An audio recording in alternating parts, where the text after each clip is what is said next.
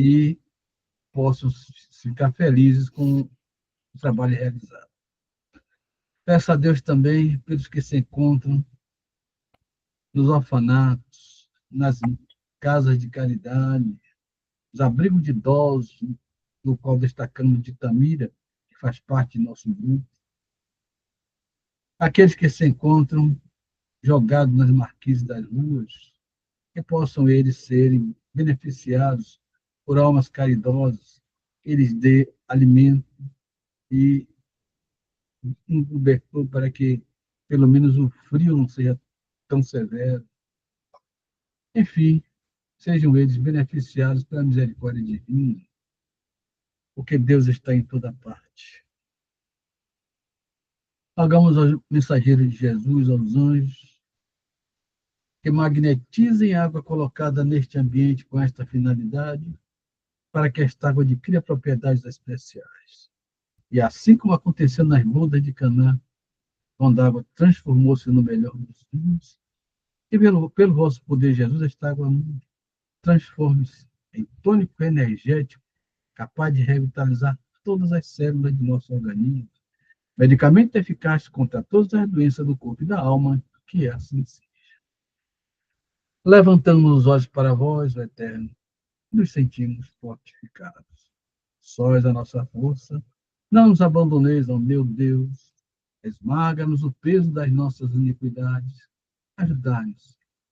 Conhecendo as fraquezas da nossa carne, não afasteis de nós as vossas preciosas vistas.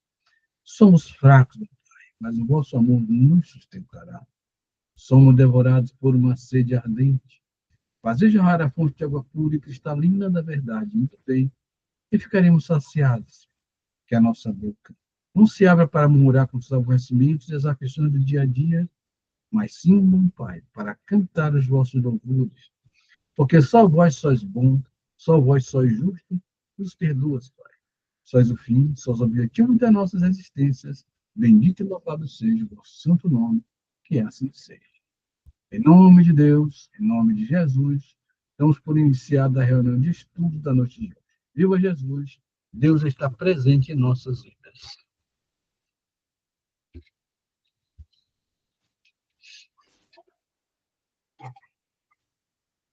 Gilca com a palavra.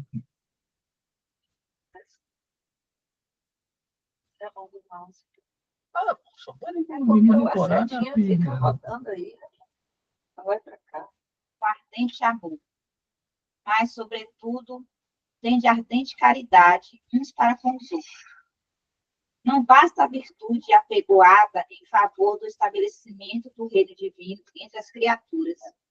Problema excessivamente debatido, solução mais demorada. Ouçamos individualmente o aviso apostólico e enchamo-nos de ardente caridade, uns para com os outros. Bem falar, ensinar com acerto e crer sinceramente são fases primárias do serviço. Imprescindível trabalhar, fazer e sentir com Cristo. Fraternidade simplesmente aconselhada e outrem constrói fachadas brilhantes que a experiência pode consumir num minuto. Urge alcançarmos a substância, a essência. Sejamos compreensivos para com os ignorantes, vigilantes para com os transviados da maldade e nas trevas, paciente para com os enfermiços, serenos para com os irritados e, sobretudo, manifestemos a bondade para com todos aqueles que o Mestre nos confiou para os ensinamentos de cada dia. Raciocínio pronto, habilitado a agir com desenvoltura na terra. Pode constituir patrimônio valioso. Entretanto, se lhe falta coração para sentir os problemas, conduzi-los e resolvê-los num bem comum, é suscetível de converter-se facilmente em máquina de calcular. Não nos detenhamos na piedade teórica. Busquemos o amor fraterno, espontâneo, ardente e puro. A caridade celeste não somente espalha benefícios, irradia também a divina luz. Em outras palavras, Jesus Cristo é real. Ele não é uma fantasia que nós criamos para alimentar o nosso espírito e o nosso desejo de espiritualidade. Jesus é real. E os seus ensinamentos são verdadeiros e devem ser colocados em prática. Então, essa segunda natureza que nós sempre falamos aqui deve ser cultivada, até que se torne um hábito nosso não julgar nossos irmãos. Evitemos, é a coisa mais difícil do mundo a gente não evitar julgar, eu acho, é a minha opinião. Mas vamos fazer força para não julgar nossos irmãos. Se alguém pede alguma coisa a nós, não pensemos que ele vai tomar cachaça, que ele vai usar drogas, que ele vai. Não. Ele está necessitando. Se a gente pode dar e esquecer do assunto, vamos dar e vamos esquecer. Se ele for usar droga, é problema dele. Se ele for tomar cachaça, é problema dele. Mas a nossa parte vamos fazer. É um irmão que está carente de compaixão, de caridade, enfim, e chega até nosso ombro para chorar, ainda que está na hora do gente ir para o serviço, vamos dar uma paradinha, vamos ajudar essa pessoa a desabafar um pouco e mostrar a ela que tudo pode ser resolvido com a graça de Deus, porque Deus pode tudo. Deus é mais do que tudo e nada é mais do que Deus. Ele é o nosso Criador, é o nosso Pai e nos ama profundamente. Aquele Deus opressivo dos judeus do Antigo Testamento já não existe mais, porque Jesus nos mostrou um outro Deus muito mais amigo, muito mais compassivo, muito mais presente em nossas vidas. Então, vamos colocar a nossa natureza para funcionar positivamente a favor do bem, da justiça, da misericórdia, da compaixão e, resumindo tudo, da caridade. E a palavra está franqueada a todos vocês. Tio, recentemente eu assisti um desses posts, assim, de Valdo Franco, por sinal ele está bem doente, né? Aí é bom a gente fazer uma oração por ele. Eu vi ele dizendo o seguinte, que quando ele começou no espiritismo, ele era antes católico. E quando ele começou no espiritismo, a mãe dele questionou: "Oh, meu filho, por que essa religião? Por que isso? Tem dogma?" Ele disse: "Não tem." Aí foi dizendo as coisas que tem. Tem Deus, tem Deus. Deus, esse Deus dessa religião perdoa? Aí Edivaldo disse: "Não." "Ah, como assim não perdoa?" "Porque ele não está ofendido com nada, ele não se ofende com nada. Ninguém tem a capacidade de fazer nada contra Deus. Você tem que perdoar a pessoa que você fez o mal, mas você jamais vai ter a capacidade de fazer mal a Deus. Portanto, ele não se ofende, ele simplesmente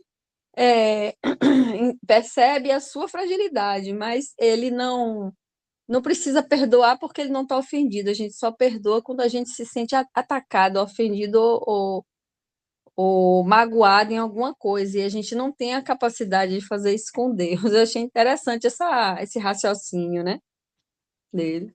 É verdade. Meu falecido tio Jorge, que Deus o tenha, costumava me dizer: o ser humano jamais ofenderá a Deus porque traz consigo na palma da mão a sua destinação, que é a letra M de morte, né? Quem é ele para ofender a Deus? Tem muitos que acham que estão ofendendo, tem muitos até que dizem que Deus não existe, tudo da internet, né?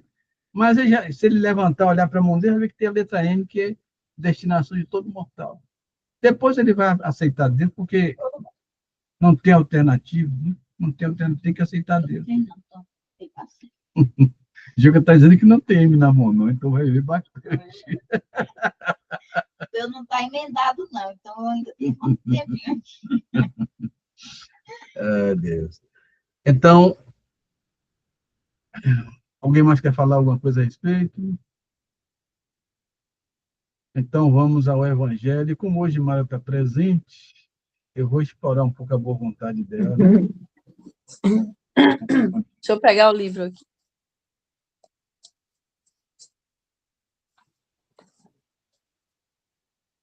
Abri aqui na página 277, capítulo 17, Sede perfeitos.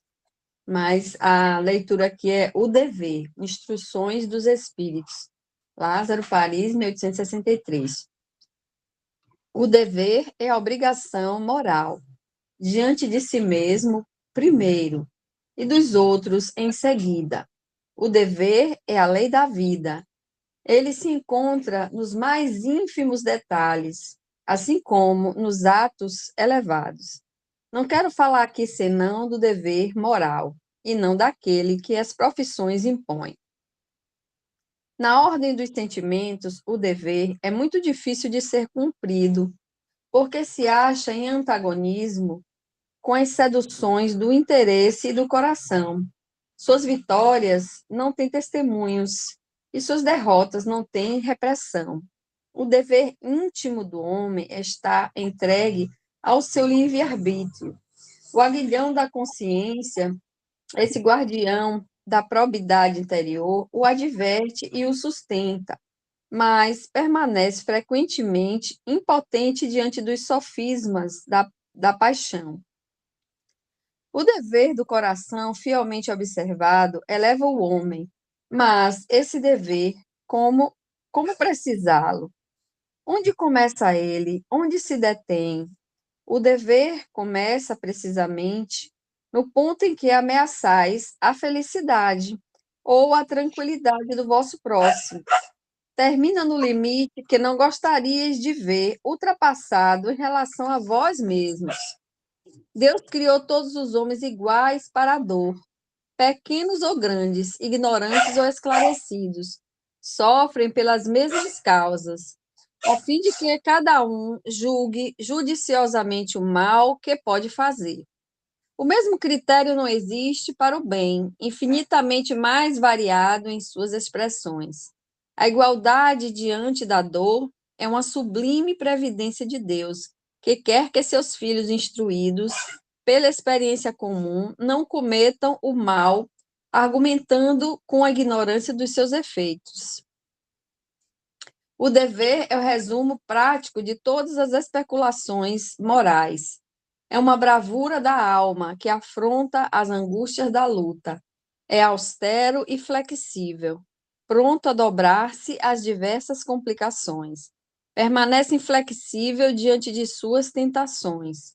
O homem que cumpre o seu dever ama a Deus mais que as criaturas, e as criaturas mais do que a si mesmo. Ele é, ao mesmo tempo, juiz e escravo em sua própria causa. O dever é o mais belo laurel da razão. Depende dela como o filho depende de sua mãe.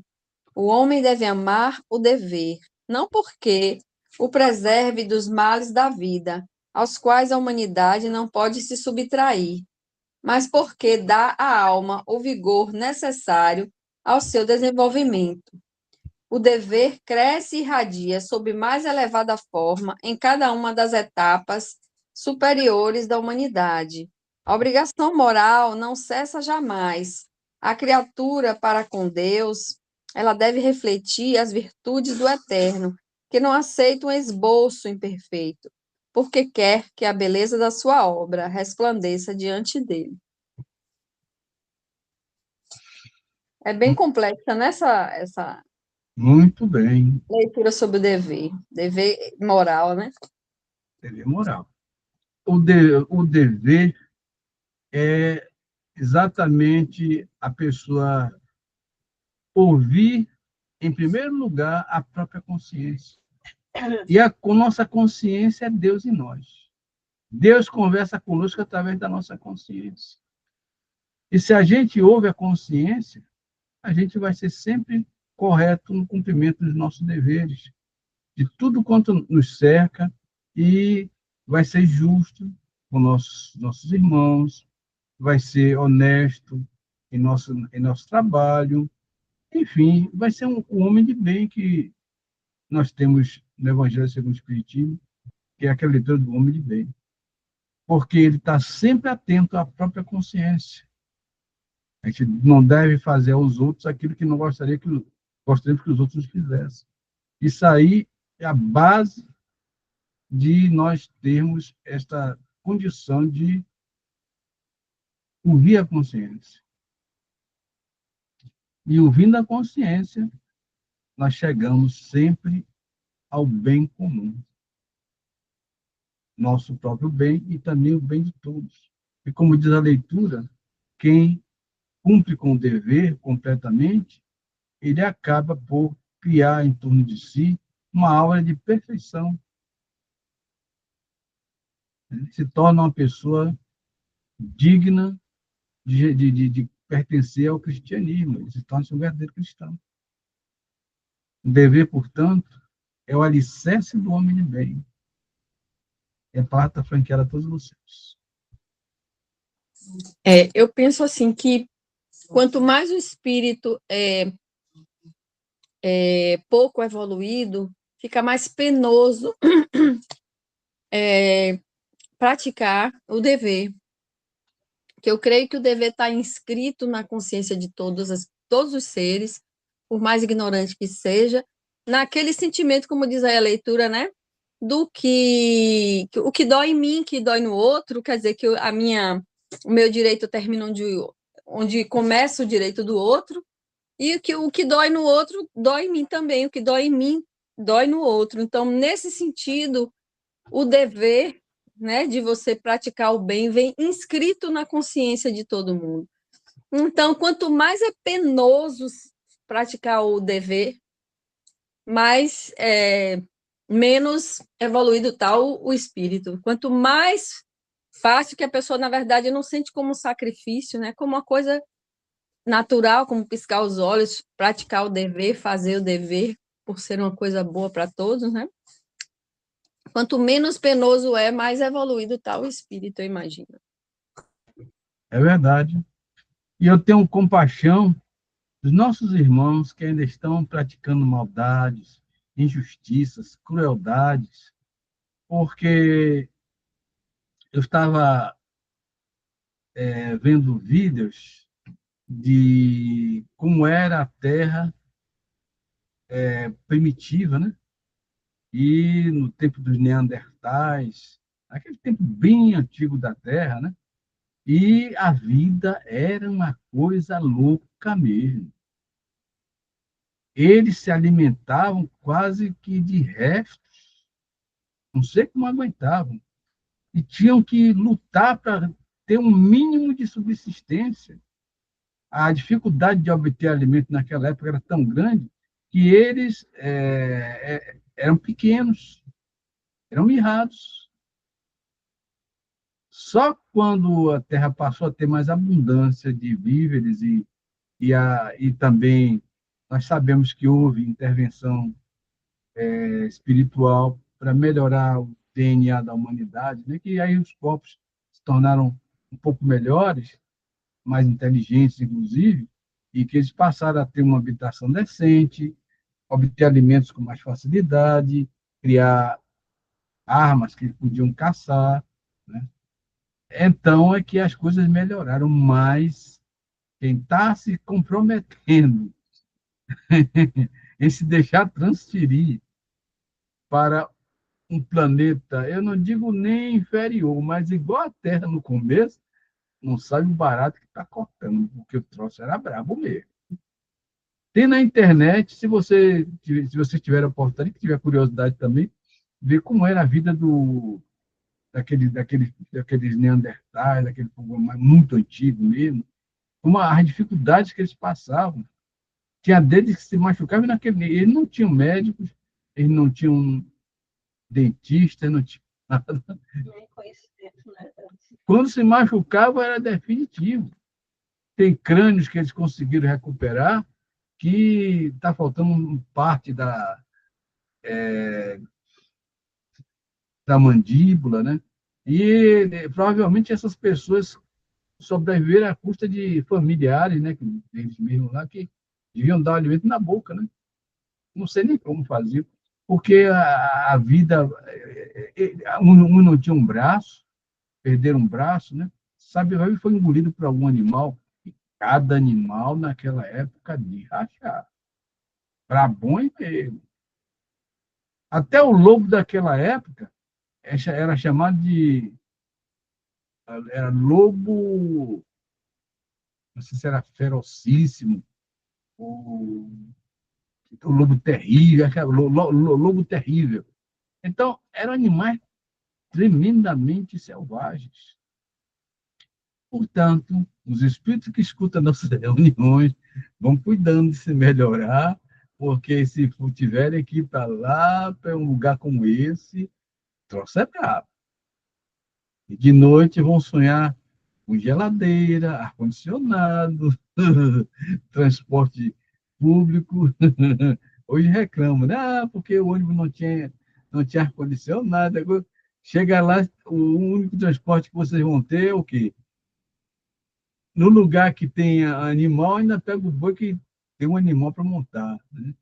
Mas ele não, no início, ele não tinha um conhecimento de animal de montaria, não. Eu acho que andava era a pé mesmo, só a pé. E eram muitos quilômetros. De maneira que é bom que eles se cuidem, né?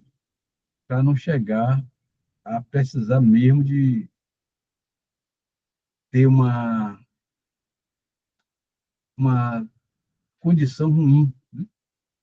Enquanto a Terra ainda dá oportunidade, se puderem, os que estão ouvindo, se puderem reencarnar e ser bonzinho e se recuperar moralmente, que façam isso logo, porque a vida, como era anteriormente, ela é uma coisa de louco mesmo. E a palavra está franqueada a todos vocês.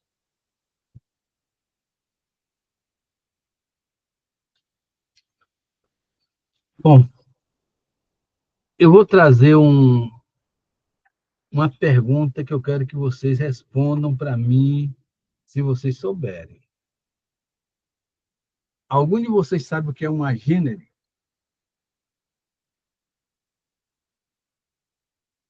Se alguém souber, pode responder. O que é o quê? Não entendi. A gênero. A Gênese?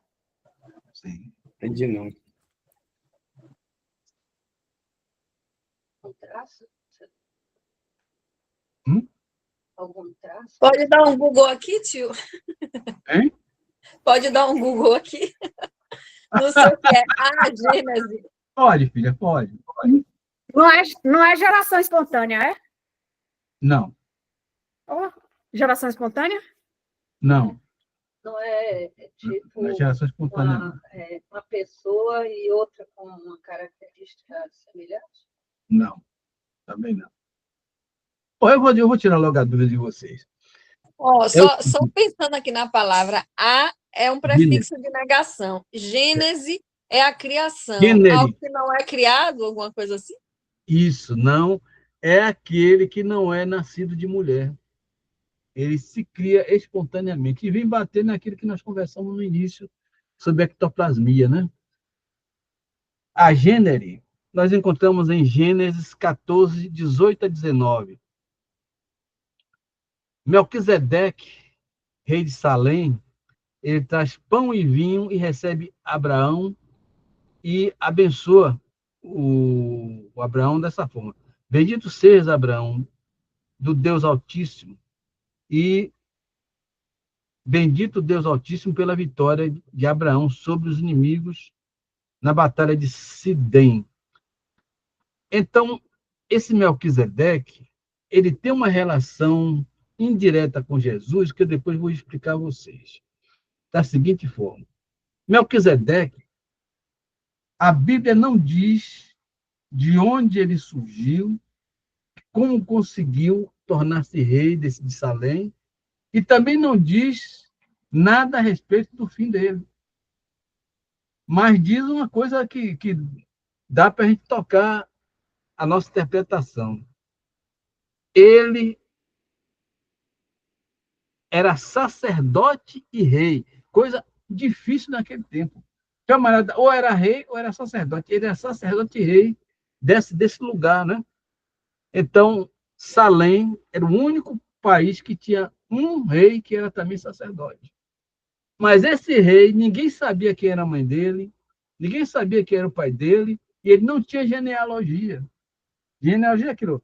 fulano, filho de fulano, filho de ciclano. Ele não tinha isso.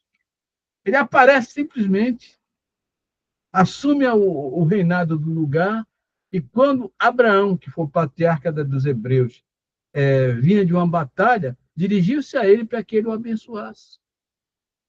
Deu uma parte dos despojos a ele também, com presente, e recebeu a bênção dele. Ele abençoou em nome de Deus, do Deus Altíssimo, porque ele era sacerdote de Deus, do único Deus. E a Bíblia não fala mais nada.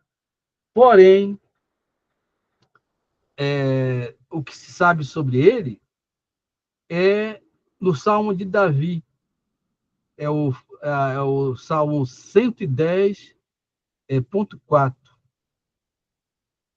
Diz assim: Tu, referência a Jesus, és um sacerdote eterno, segundo a ordem de Melquisedeque.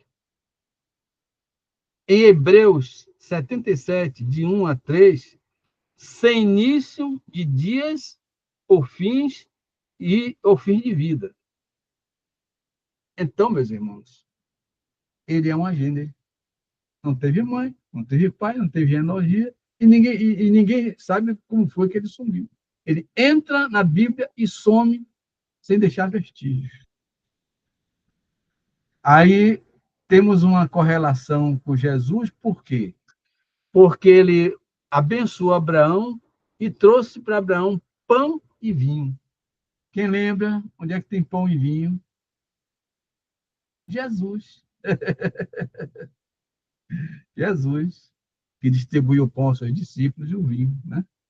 Então, há uma correlação entre Jesus, como sacerdote de Deus, e esse Melquisedeque, que também, no passado, abençoou o patriarca hebreu, e ele também era um sacerdote de Deus.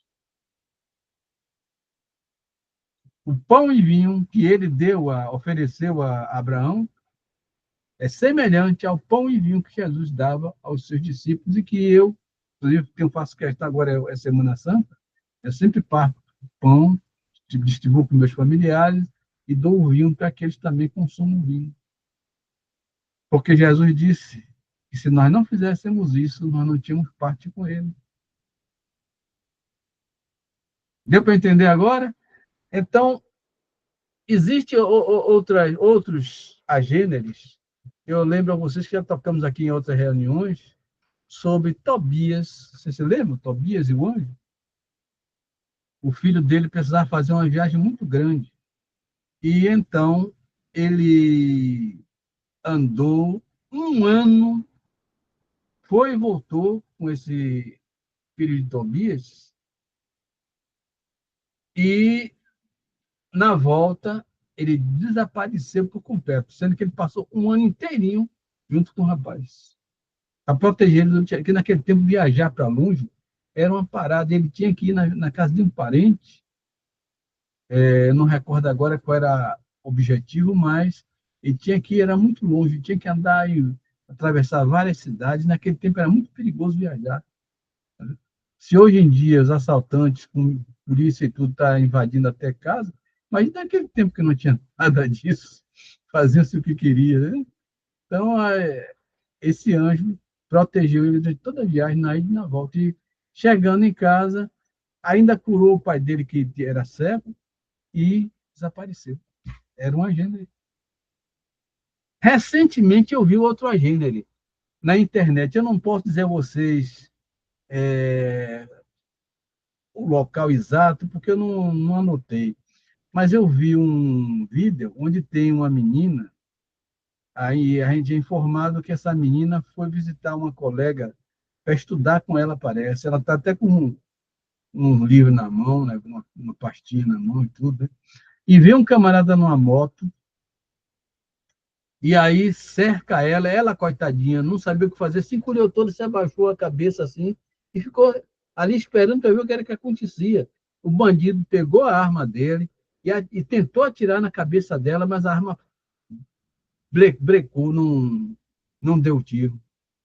Aí, quando ele viu que estava demorando demais e que a arma não funcionava, ele pegou a moto e foi embora. Junto da moça aí aparece um ser vestido com uma espécie de um jaleco branco, assim, e abraça ela e atravessa a rua, que a casa da amiga dela era do outro lado, né?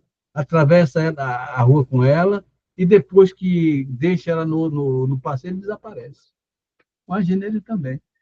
Então, um agênere também pode ser aquelas materializações, porque o perispírito, se nós usarmos a ectoplasmia do ambiente ou de pessoas, podemos formar um corpo em cima do perispírito que nós temos. E o agenda ele pode ser, como esse caso, bem rápido, né? Uma coisa de poucos minutos, ou pode ser, como no Anjo de Tobias, um ano. E aí é onde entra aquela minha teoria sobre o corpo de Jesus. Né? Ou seja, a materialização. É uma materialização. Ele se materializa, é um agenda. Então, toda materialização é um agenda. Por quê? Ele não foi parido por mulher nenhuma. Simplesmente ele se absorveu o ectoplasma do lugar e formou um corpo. Então, não nasceu nas vias normais. Esse é o agenda. Deu para entender? Turma? Só está dizendo que deu. Eita. Alguém tem alguma dúvida? Tio, eu tenho uma dúvida. Esses agêneres Agenda. seriam anjos, criaturas assim que não são semelhantes a nós ou que já estão muito evoluídas, ou simplesmente são criações mentais? Não são criações mentais. Podem ser anjos, mas podem ser espíritos comuns mesmo, de nós desencarnados mesmo. Agora, anjos no passado fizeram muito isso. Inclusive, até as lendas antigas sobre anjos caídos se referem também a gêneros, né? Porque não foram gerados por mulher e que teriam descido à Terra, tido relações com as mulheres, etc. Mas isso aí é um negócio meio complexo. Porém, tanto pode ser um anjo, como pode ser um ser comum. Basta que ele saiba como se materializar. Porque ser agênero depende apenas de saber manipular os fluidos para formar um corpo e se tornar visível materialmente, condensado materialmente.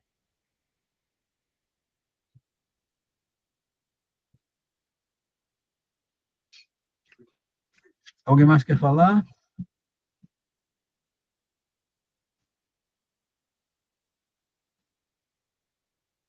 Então, vamos para as perguntas.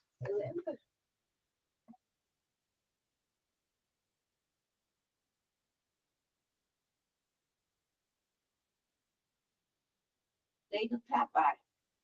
Necessidade do trabalho. A necessidade do trabalho é uma lei da natureza? O trabalho é uma lei natural. Por isso mesmo é uma necessidade e a civilização obriga o homem a trabalhar mais porque aumenta suas necessidades e seus prazeres. Então, o trabalho é uma necessidade real, tanto no plano material como no plano espiritual. O trabalho dignifica o homem e faz com que ele se sinta realizado como ser humano, tanto no plano material como no plano espiritual. É aí que eu digo a vocês que quando eu dou minhas partidinhas lá pelo umbral e companhia limitada, e às vezes que eu fui a hospitais, que eu fui a centros de saúde, o que me deixava feliz e estranhando ao mesmo tempo, a alegria com que aquela turma que fica ali de enfermeira, de assistentes e tudo mais, com que eles trabalham. Quando eu estava fazendo o curso de medicina lá do plano espiritual, que eu falei a vocês, o enfermeiro veio de longe assim, se materializou para mim, né? Como espírito também, e trouxe papéis e materiais que eu deveria usar, junto com os colegas que estavam ali comigo, era um grupinho, eu e mais três, né? Para realizar o trabalho de campo que eu tinha que fazer. E vinha com aquela satisfação. Quer dizer, o pessoal lá de cima trabalha sempre sorrindo, sempre alegre, sempre satisfeito, e não ganha, quer dizer, ganham sim, ganham bônus hora, né? Mas dinheiro não ganham, né? só bons olhos. Mas fazem com alegria que chama a atenção, com uma satisfação, como dizia Faustão, como se fossem chefe de torcida, né? Alegria grande mesmo, porque o trabalho sempre é um prazer para nós, que ao mesmo tempo também é um dever também, né? Trabalhar, produzir. E a palavra está franqueada a todos vocês.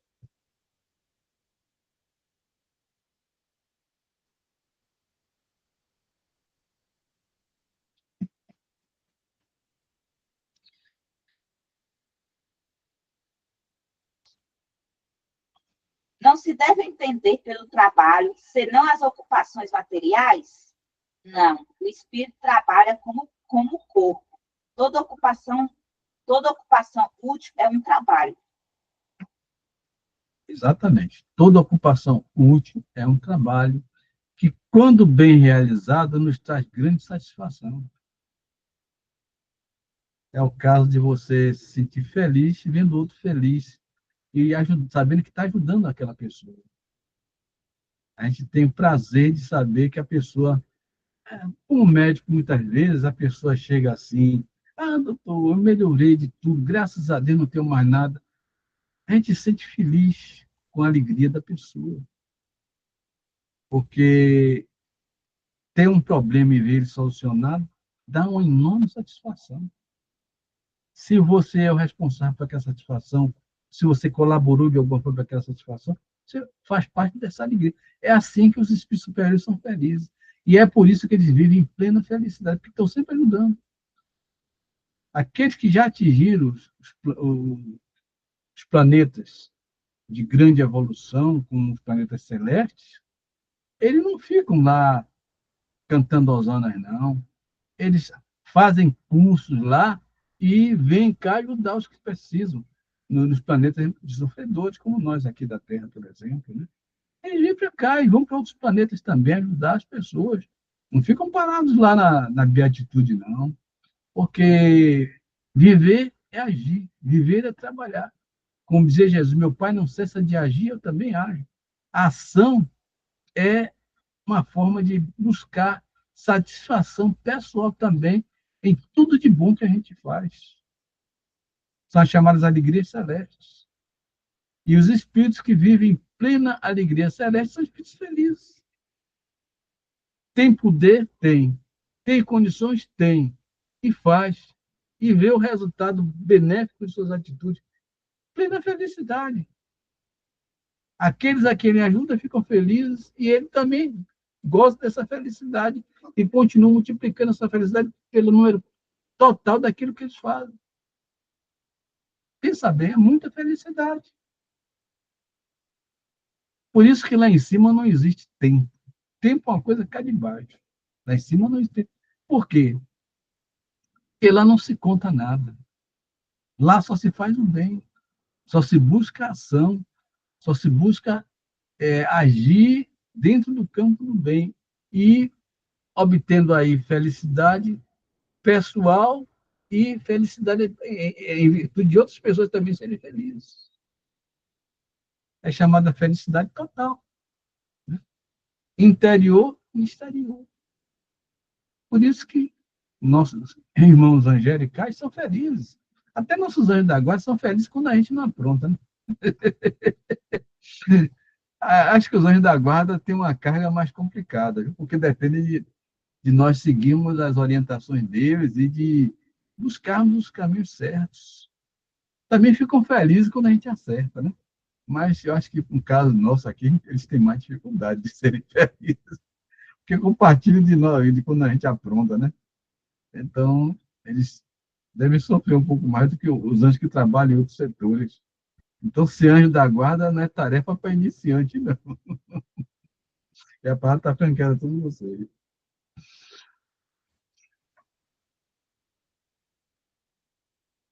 Meu tio, será que tem assim categorias de anjos da guarda, assim, ou como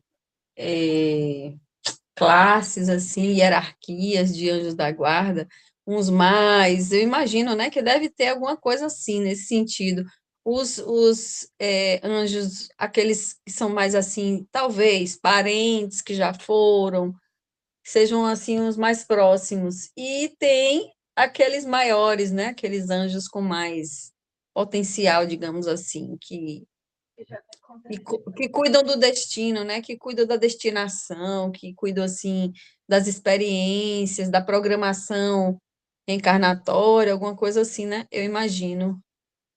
É não confundir anjos com espíritos familiares, porque nós temos espíritos simpáticos, espíritos familiares, e temos os anjos guardiões, que são um grau mais elevado, né? O anjo guardião já é um anjo, então ele já tem características de elevação muito grande. Mas, independente deles, nós temos espíritos amigos. Eu mesmo, nos meus trabalhos iniciais como espírita, eu adquiri muitos amigos no plano espiritual. Eu ainda lembro de Fernando Laranjeira, ele acabou. Mas ele estava junto comigo o tempo todo, e quando ele via qualquer dificuldade em mim, ele intervia e ajudava também. Deus abençoe, Fernando, pelas vezes que você me ajudou, e que mantém você sempre trabalhando como você sempre fez. Era um caboclo com nome de civilizado, mas era caboclo. E ele se vestia todo de penas. Eu digo que ele vestia todo de pena porque uma vez tinha uma mulher que estava obsidiada, e que eu, naquela época, eu não tinha também, eu era partido com Rodox, né? Metia em tudo quanto era coisa. Eu resolvi, e era médio de efeitos físicos e também era médio inconsciente, automático, chamando de mágico inconsciente. Então, a entidade tomou ela dentro do grupo espírita que eu estava, né? E eu, pá, grudei nela logo, né? Mas Fernando Laranjeira, vendo que a parada era indigesta para mim, ele imediatamente grudou também no freguês, né? E aí o espírito dizia: a quem é que eu ouço? A você ou esse cara cheio de penas aqui? E era Fernando Laranjeira. Era um amigo. E amigos iguais a esse nós fazemos, porque nos gestos de benevolência, nos atos de caridade, vocês conquistam muitas amizades no plano espiritual. Isso mesmo é o pena branca, né? Isso também tem o pena branca que desgosta dela, né? E assim, não são anjos guardiões, são apenas E o espíritos seu, protetores. Graziela, cadê? Você tem comunicado com ele? A Grazi está só perguntando se você está se comunicando com o É, seu. o menino? Não. Qual o anjo da guarda? Cadê Gazela? Que eu não O sei. Juneci está querendo saber qual é meu anjo da guarda. Ele já nasceu. Rapaz, uma vez, ele está falando de Japiara, mas uma vez eu já ouvi falar de Raimundo Ramos, mas não me lembro, não. Não lembro se foi minha mãe, alguém falava desse Raimundo Ramos que me acompanhava. Mas nem sei quem é. E tinha o Iapiara, né, que era meu irmão, mas disse que ia reencarnar como meu filho. E até hoje, É, Será que é Theo? então, É, Theo, ele já falou comigo, já, o Iapiara. Ah. Então são espíritos familiares e espíritos amigos. E o anjo guardião está um grau muito superior a eles, viu? Agora, é claro que o anjo da guarda da gente não desperdiça ajuda, né? Se quer ajudar, vamos ajudar. O anjo fica lá de cima só mandando bênção, né? E os que estão mais junto da gente têm mais até facilidade para nos ajudar. Tem mais penetração em nós do que o próprio anjo da guarda. Porque muitas vezes, meus irmãos, a gente se fecha com o anjo da guarda. Começa a fazer besteirinha, besteirinha, besteirinha, e com isso a gente cria obstáculo para o anjo da guarda se aproximar de nós. Mas esses espíritos amigos conseguem passar por essa dificuldade que a gente bota porque estão mais próximos de nós. E ajudam muito mesmo, muito mesmo. Então, que Deus abençoe todos eles, esses espíritos que fazem que dão essa ajuda para todos nós, né? E que fortalece a nossa vida com o seu apoio, né? E independente da ajuda que nós temos dos nossos anjos guardiões. Eles são pessoas muito úteis no nosso dia a dia, na vida pessoal, nosso trabalho, né? Às vezes até evitam que a gente entre em cilada, que entre em encrenca, e dessa forma eles vão nos ajudando a viver também. E são felizes quando nós também somos felizes. É tal negócio. Acho que o grande bem do espírito é a felicidade. Que nós podemos obter pessoalmente ou através de nossos irmãos. Mesmo como encarnados, a gente pode ser muito feliz nas tarefas que a gente faz, em ajudando o próximo, buscando ajudar as pessoas que estão ao nosso alcance. E quando eles se sentem bem e dizem a nós que melhoraram de seus problemas, ele também se sente feliz. Pode não ser problema de saúde, pode ser problema profissional, pode ser um problema de convivência e tudo. Se por acaso a gente consegue dar uma orientação precisa em determinadas situações e a pessoa se dá bem, a gente é feliz junto com a pessoa. São formas de obter felicidade. A moeda do espírito é a felicidade. E a palavra continua franqueada a quem queira fazer uso. É, assim, impressionante como nós somos acompanhados, como nós somos assessorados. A gente não tem ideia disso, né, meu tio? Muita gente nos ajuda. Até para nascer, nós temos muita assessoria. Tem muita entidade que aposta em nós, Noções da Guarda aposta em nós também. Ele vai trabalhar para nós sermos vitoriosos, mas já acredita na nossa capacidade. Né? Nós somos capazes de vencer aquela situação. Então, é a terceira? Não? Então, a terceira e última pergunta. Se alguém não tiver mais alguma coisa a falar, pode falar. Hein? Porque o trabalho é imposto ao homem. É uma consequência de sua natureza corporal. É uma expiação. E, ao mesmo tempo, um meio de aperfeiçoar sua inteligência. Sem o trabalho, o homem permaneceria na infância da inteligência. Por isso, ele não deve seu sustento, sua segurança e seu bem-estar, senão o seu trabalho e a sua atividade. Aquele que é muito fraco de corpo, Deus deu a inteligência para isso suprir, mas é sempre um trabalho. Tem o trabalho físico e o trabalho mental, né? Quem não tem aquela... Eu, por exemplo, não sou um atleta, né? Mas Deus me deu a capacidade intelectual para ajudar meus irmãos e trabalhar com essa capacidade intelectual, que é o que eu faço, e que dá um resultado semelhante. O trabalho físico também dá um resultado semelhante. Né? Quando a gente, por exemplo, um pedreiro constrói uma casa, uma residência, ele fica feliz vendo o pessoal achar bonito o que ele fez, né? Deu duro, deu, mas a alegria dele também aumenta vendo a satisfação daquela pessoa que adquiriu o serviço dele e que agora se sente feliz e satisfeito em entrar em sua casa bonita, nova, confortável. Enfim, o trabalho só nos dá recompensas. Tristeza é a ociosidade, infelizmente. Só a doença justifica a ociosidade, porque o trabalho sempre dignifica o ser humano, tanto do ponto de vista espiritual como do ponto de vista material. E a palavra está franqueada a todos vocês. Teve um trecho aí da leitura que falou, associou o trabalho a alguma coisa de expiação. Não entendi direito. Poderia repetir, Gilberto? Repita a pergunta aí, Kika. Porque o trabalho é imposto ao homem. É uma consequência de sua natureza corporal. É uma expiação. E, ao mesmo tempo, um meio de aperfeiçoar a sua inteligência. Então, Dependendo do trabalho, se for uma coisa muito árdua, muito, né, termina sendo uma expiação. pode ser, Cláudio, uma expiação no sentido de que tem alguns trabalhos, por exemplo, que devem perder os coveiros, não é brincadeira. Esse pessoal que trabalha no lixo, né, no serviço de pegar lixo e tudo mais, é um trabalho complicado. Eu considero uma expiação. Não é brincadeira o cara passar o dia inteiro tomando aquele cheirinho desagradável, né? É uma expiação.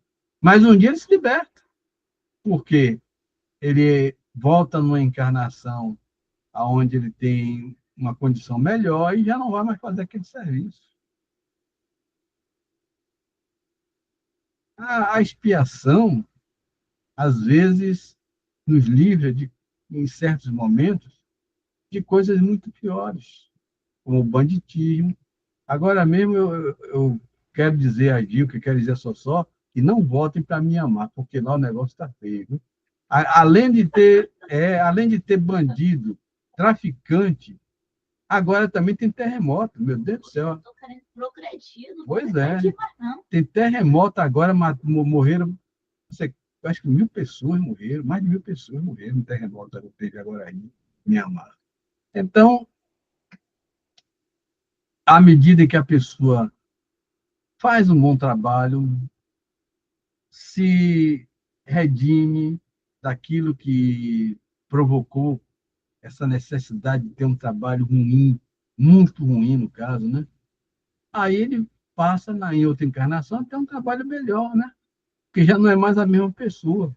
Quando nós nos transformamos, passamos a ser uma nova pessoa. Então não vai ser a mesma provação em pessoas diferentes, né? Esse minha mãe foi minha última encarnação? Eu penso que sim, filha. Foi onde eu estava batendo no menino? Foi. Vixe, eu já sei quem é o menino. Chica está aqui relembrando a última encarnação dela em Mianmar. Karma pesado. Não fala isso. A gente brinca assim, mas a verdade é dura, viu? E às vezes a gente, quando não aprende a lição direito, volta para o mesmo castigo. Viu? Então é bom que tanto faz que seja um serviço pesadão mesmo e ruim, né? Eu considero, por exemplo, trabalhar com isso deve ser um troço bem desagradável. Coveiro também, mas alguém precisa fazer. Quem é que vai? São os bons, os bacanos, que já passaram por um bocado de sofrimento, então, os que estão precisando mesmo sentir a necessidade de Deus, evoluir, né? Sendo humildes, né?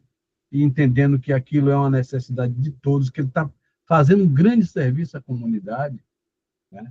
E se trabalham direitinho, já não vão tomar essa mesma profissão, vão ter uma profissão melhor.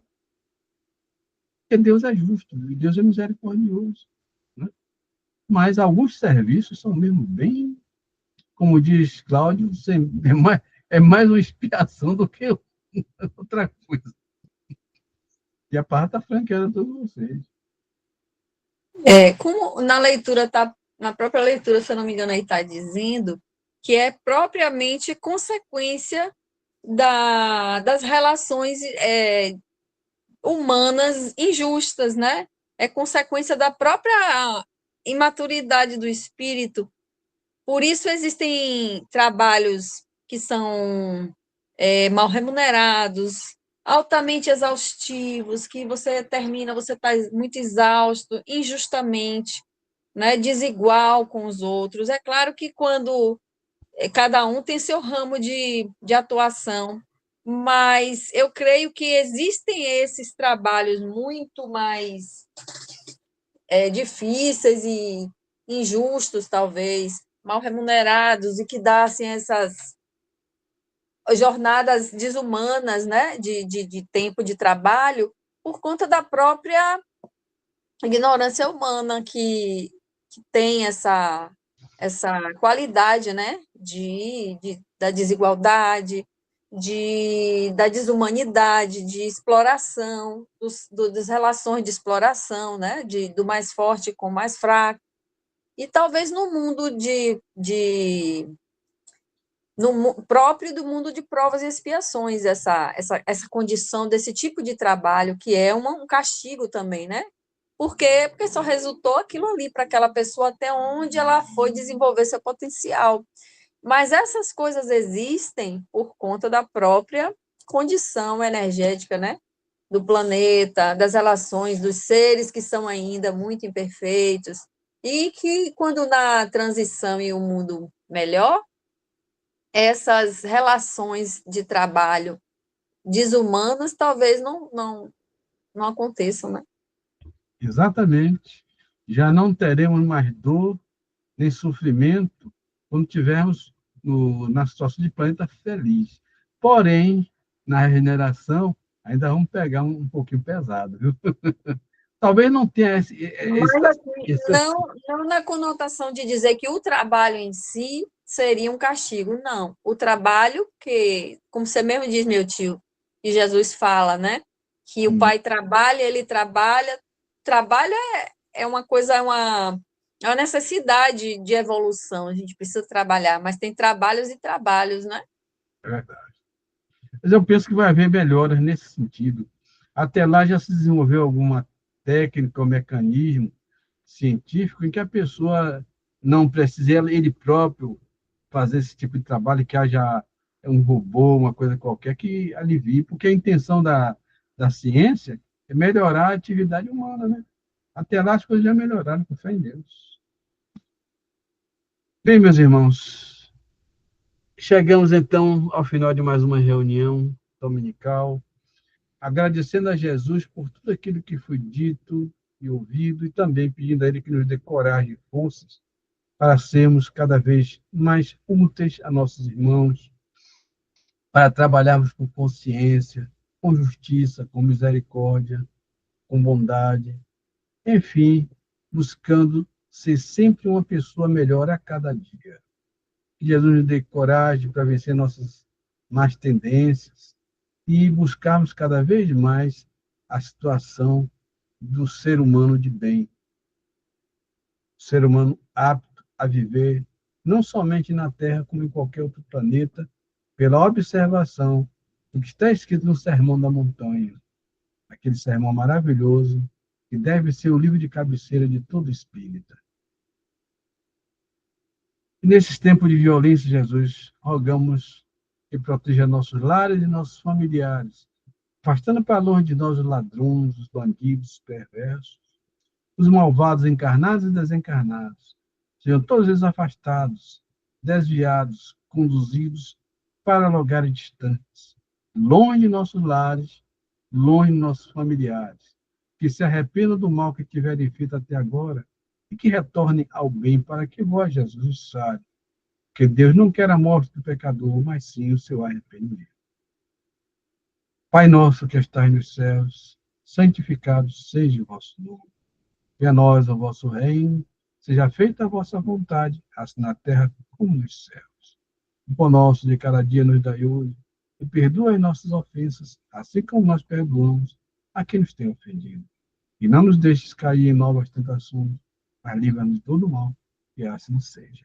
Eu vou querer uma prece especial, mesmo na despedida, com o nosso irmão Divaldo Franco, para que ele tenha forças para continuar ajudando as suas comunidades, a sua comunidade, e também persistindo no campo do bem, da caridade, do amor ao próximo, que Deus lhe prolongue a sua vida o máximo possível. Levantamos os olhos para vós, ó Eterno, e nos sentimos fortificados. Sós a nossa força, não nos abandoneis, ó meu Deus, esmaga-nos o peso das nossas iniquidades, ajudai-nos. Conhecendo as fraquezas da nossa carne, não afasteis de nós as vossas preciosas vistas. Somos fracos, meu Pai, mas o vosso amor nos sustentará. Somos devorados por uma sede ardente. Fazei jorrar a fonte de água pura que está linda da verdade e do bem, que ficaremos saciados. Que a nossa boca não se abra para murmurar contra os aborrecimentos e as aflições do dia a dia, mas sim, ó Pai, para cantar os vossos louvores, porque só vós sois bons, só vós sois justos e nos perdoas, Pai. Sois o fim, sois o objetivo da nossa existência. Bendito e louvado seja o vosso santo nome, que assim seja. Essa oração é extensiva também a os pais do nosso irmão Cláudio, que já estão melhores, mas precisam também de muita oração nossa para que eles possam continuar mantendo a saúde relativa. E uma boa semana de trabalho para todos vocês. E